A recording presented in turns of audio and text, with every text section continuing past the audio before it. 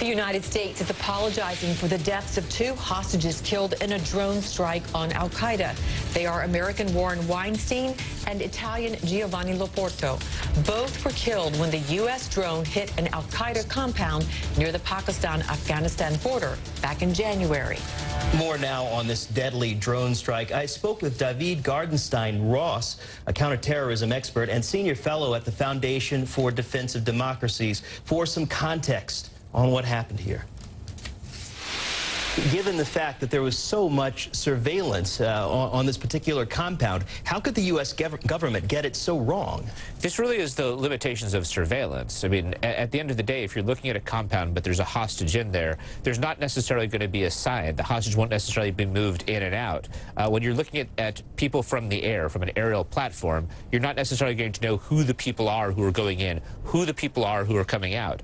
Like, this isn't a defense or an attack on surveillance, but that's just the limitations of the technical capabilities that they have.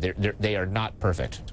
Mr. Weinstein's wife has gone on record criticizing the Obama administration, and we hear from, government officials that they will review the policy when it comes to drone attacks. But what steps can they take when it comes to these targeted attacks? Well, a couple of things. The first one is there will almost certainly be a review as to what went wrong here, whether there was an intelligence failure. Based on early information, it's hard to say that there was, because not knowing that there were hostages there is, again, something that seems likely to have been the result of technical incapacity rather than an intelligence failure. Second, though, there's an increasing discussion.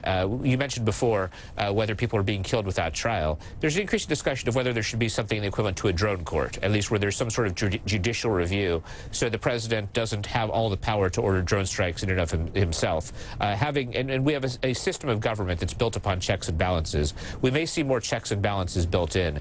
But at the end of the day, as to what's going to be done, there'll be discussion of this. But as with so many of the things that are driven by a combination of the rise of violent non-state actors, an increase in the kind of technology that we use and the pace of technological change, there really aren't easy answers, because the technical capabilities that we have exceeded the kind of legal frameworks that we have and the frameworks for fighting. At some point, I think that a lot of the legal architecture and the strategic architecture will look very different. We're in that gap period where we're being challenged in unfamiliar ways, and at the same time we have technological capabilities that are far more than they used to be, and that creates all of these very novel, very difficult questions where there are only imperfect answers.